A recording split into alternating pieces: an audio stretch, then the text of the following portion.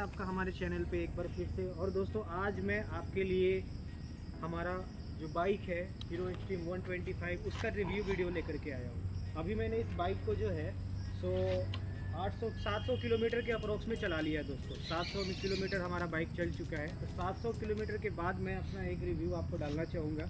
आपको बताना चाहूँगा कि अभी तक जो बाइक चली है अपनी, अभी तक जो बाइक हमने चलाया है उसमें हमारा एक्सपीरियंस 100 किलोमीटर चलाने के बाद अभी तक बाइक में मेरा एक्सपीरियंस कैसा रहा। मैंने फ़र्स्ट सर्विसिंग भी करवा ली है इस बाइक की। तो फर्स्ट सर्विसिंग का एक्सपीरियंस कैसा था, बाइक अभी कैसी चल रही है, मुझे इंजन में कोई प्रॉब्लम आ रहा है या नहीं आ रहा है। क्योंकि बहुत सारे लोगों का जो है ना एक ही सवाल आता है कि इंजन से कोई प्रॉब्लम आ रही है कि नहीं, इंजन से कुछ दिक्कत हो रहा है कि नहीं, पिलियन कंफर्ट कैसा है, राइडर कंफर्ट कैसा है। ये सारी चीज़ें जो है ना मुझसे पूछी जाती हैं और कमेंट में आते हैं, कमेंट के माध्यम से लोग पूछना चाहते हैं। तो आज उन सभी सवालों का हम जवाब देंगे और आपको एक बार मैं पूरी तरीके से बाइक दिखा देता हूँ। तो कुछ अपनी बाइक जो है ना इस तरीके का आप देख पा रहे होंगे, इस तरीके का आपको दिख रहा है लुक। और मैं आपको बता दूं, देखिए पहली सर्विस जो है मैंने 500 किलोमीटर पे ही करवा लिया था दोस्तों। और अभी जो मेरी बाइक टोटल चल चुकी है ना, मैं एक बार आपको मीटर में दिखा देता हूँ। ये देखिए, तो अभी तक जो मेरी बाइक चल चुकी है टोटल 679 किलोमीटर। आप 700 किलोमीटर मान सकते हैं जी। 700 किलोमीटर अभी तक बाइक मेरी चल चुकी है। और अभी आप देख पा रहे होंगे 2 फ्यूल का जो इंडिकेटर है ना, 2 अभी बार्स दिख रहे हैं इसमें, मतलब अभी तेल इसमें है। मैंने अभी तक इसमें जो है ना एक बार ही तेल भरवाया है। जब मैंने बाइक ख़रीदी थी, बाइक ख़रीदने समय मैंने इसमें एक बार टंकी फुल करवाई थी। उसके बाद मैंने दूसरी बार जो इसमें तेल मैंने एक बार और तेल डलवाया है दोस्तों, 200 रुपये का जी, 200 रुपये का एक बार और मैंने टॉपअप करवाया था। तो बस यही अभी तक जो है ना 2 बार 10-11 लीटर के करीब में मैंने तेल डलवाया है। और 11 लीटर तेल के बाद 679 किलोमीटर ऑलरेडी चल चुकी है बाइक, जैसा कि आप यहाँ देख पा रहे हो। और अभी भी इसमें तेल जो है ना वो बचा हुआ है। तो आपको इससे एवरेज का पता चल जाएगा। बाकी मैं एक माइलेज टेस्ट लेकर के आऊँगा, प्रॉपर टैंक टू टैंक हम माइलेज टेस्ट करेंगे इसका। और माइलेज टेस्ट करके आपको बताएंगे कि इसमें कैसा हमें जो है ना बाइक का माइलेज कैसा मिल रहा है। अभी मैं आपको रिव्यू वीडियो दिखा देता हूँ। तो ये हमारा जो बाइक है 700 किलोमीटर के बाद मेरा एक्सपीरियंस कैसा है अभी तक इस बाइक के साथ में। तो कुछ चीज़ें मैं आपको बताना चाहूँगा। सबसे पहले तो मैं आपको बता दूँ इंजन से रिलेटेड। देखिए काफ़ी ज़्यादा सवाल आ रहे थे, काफ़ी लोग पूछ रहे थे कि इंजन में कोई प्रॉब्लम होती है कि नहीं, इंजन में कोई दिक्कत आवाज़ आती है कि नहीं। देखिए हर इंजन का ना एक कैरेक्टर होता है दोस्तों, ठीक है।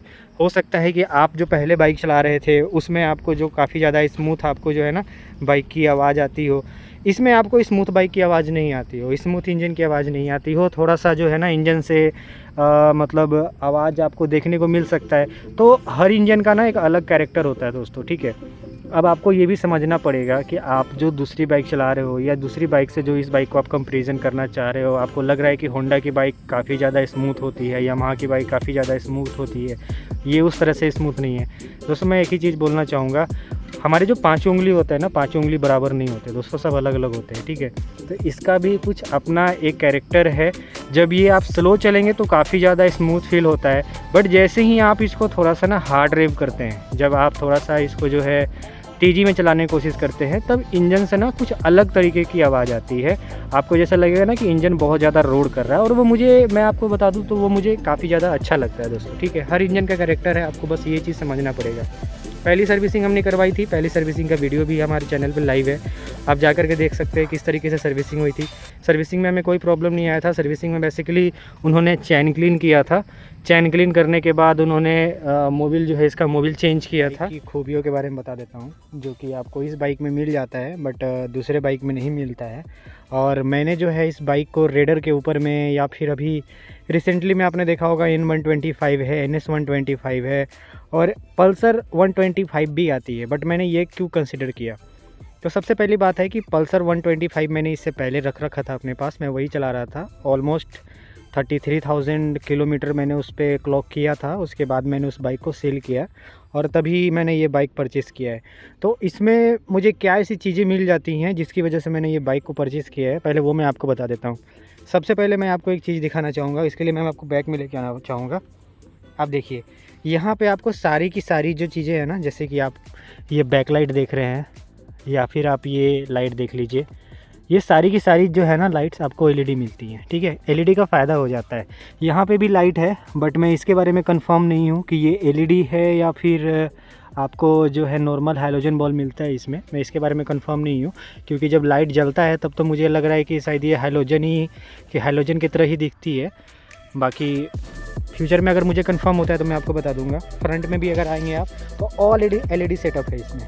ये देखिए, आपको सारी चीज़ जो है ना LED की ही देखने को मिलेगी इसमें। ये इसका कुछ हेडलाइट हो जाता है। हेडलाइट की अगर बात करें हम तो 2 प्रोजेक्टर आप देख पा रहे होंगे इसमें। आपको 2 प्रोजेक्टर लाइट मिल जाती है। और उसके बाद जो है ना, आपको साइड में आपको देख पा रहे होंगे ये हाई बीम के लिए आपको रिफ्लेक्टर बेस्ड जो है ना लाइट मिलती है इसमें। तो ऑल LED सेटअप मिल जाता है इसमें। उसके बाद मैं आपको बता दूं कि इसमें आपको जो है ना प्योर देखिए डिजिटल डिस्प्ले देखने को मिल जाती है, जिसमें आपको गियर पोजीशन इंडिकेटर मिल जाता है। यहाँ पे आपको स्पीड दिखाती है। ये आपका RPM का लाइट हो गया जी। आप यहाँ पे आपको RPM बताएगा। यहाँ पे आपको मतलब जो है ना इंस्टेंट फ्यूल इकोनॉमी, जैसे आप बाइक जब चलाते हैं तब आपको इसमें पता चल जाती है कितना आपको फ्यूल जो है ना माइलेज कितनी मिल रही है इस बाइक में। तो ये सारी खूबियाँ हैं इसमें।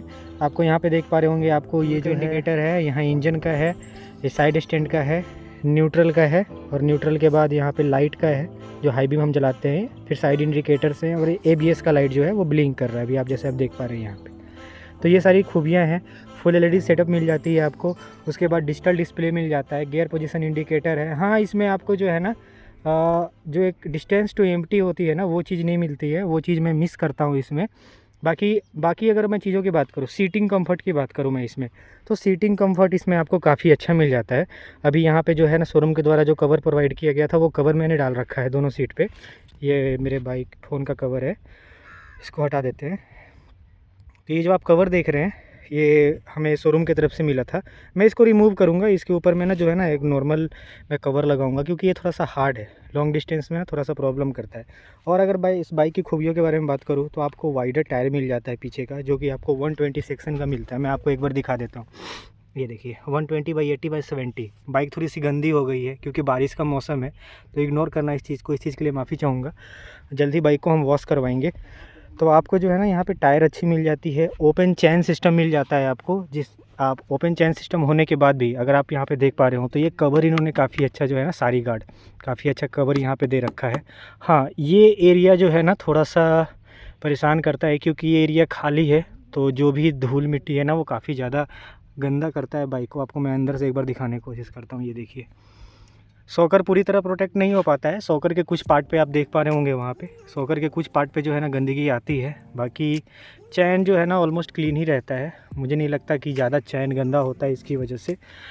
और इसकी लाइटिंग काफ़ी अच्छी है दोस्तों। ये आपको देख पा रहे होंगे, ये आपका डे टाइम रनिंग लाइट है। देखिए ये मैं जला रहा हूँ, ये बंद कर दिया मैंने। देखिए, तो ये डे टाइम रनिंग लाइट जो है ना, ये आपको हमेशा जैसे ही आप इग्निशन ऑन करेंगे तब आपको जलती हुई दिखती है।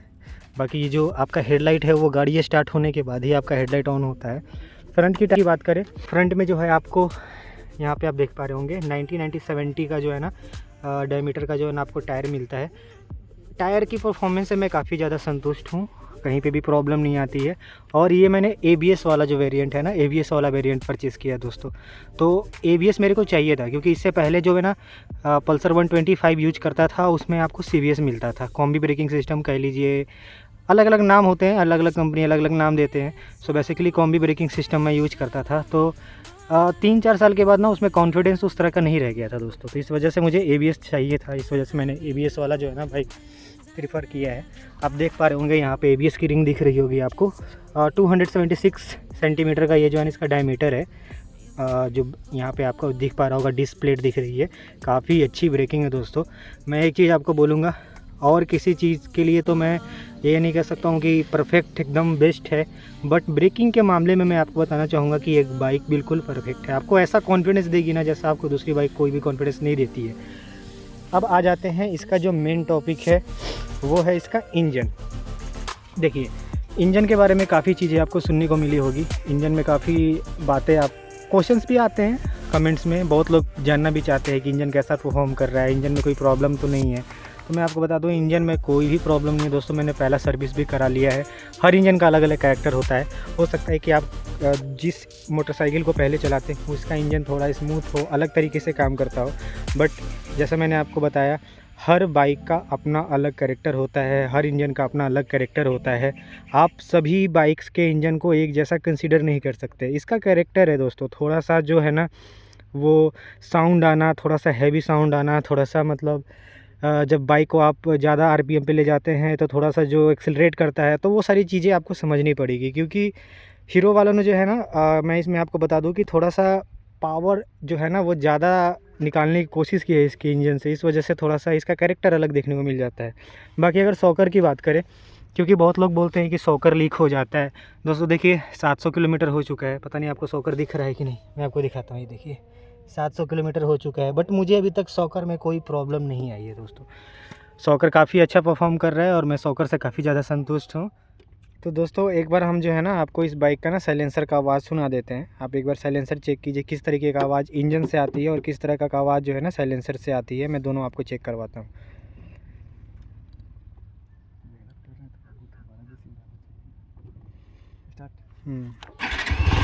तो देखिए इंजन से जो है ना कुछ इस तरीके का आपको आवाज़ सुनने को मिलता है, सुन पा रहे होंगे आप। बाकी साइलेंसर से किस तरीके का आवाज़ आ रहा है मैं आपको सुना देता हूँ। ये देखिए कुछ इस तरीके का साउंड है।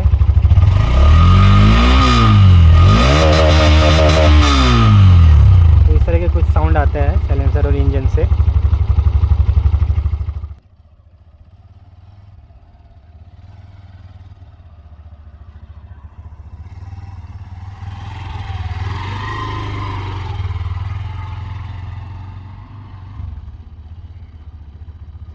तो कुछ इस तरीके का आप देख पा रहे होंगे बाइक जो चलती है ना, चलते समय कुछ इस तरीके का लुक आता है बाइक का।